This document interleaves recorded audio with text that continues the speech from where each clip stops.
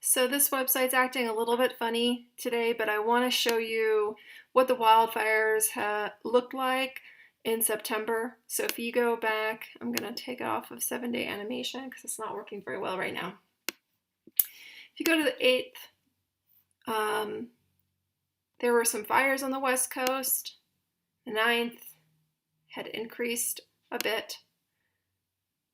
Then on the 10th, we really started to see particulate matter in the air everywhere, but it still was okay in Spokane. Like, it was where I live, it was still mostly all right. And then on the 11th is when the smoke came in that night, and it smelled just like metal. It just smelled really bad.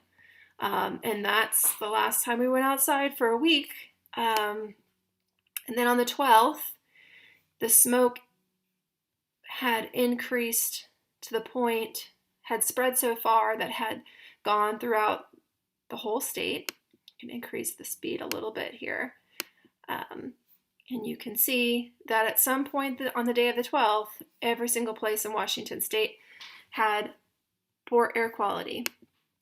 And on the 13th, everywhere was pretty much unhealthy air quality.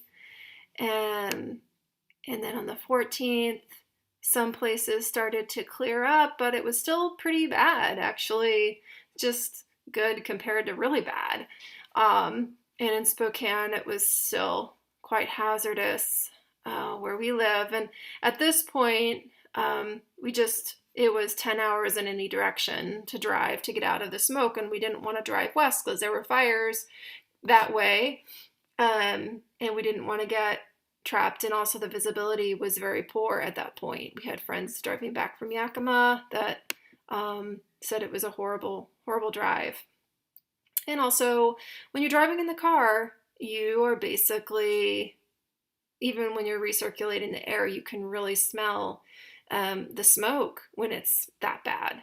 So I wouldn't drive in a car with my son with the air that way. So the air continued to be bad on the 16th. And the 17th, it was, still pretty spotty in a lot of places. And the 18th.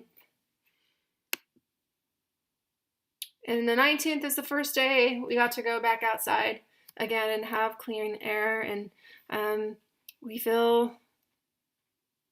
know people who have been impacted by the wildfires, whether they had to evacuate. Don't know anyone personally who has lost their home, but I'm 2 people removed from a lot of people who have lost everything they own in these fires. So, yeah. There are no words. We need to transition to clean energy.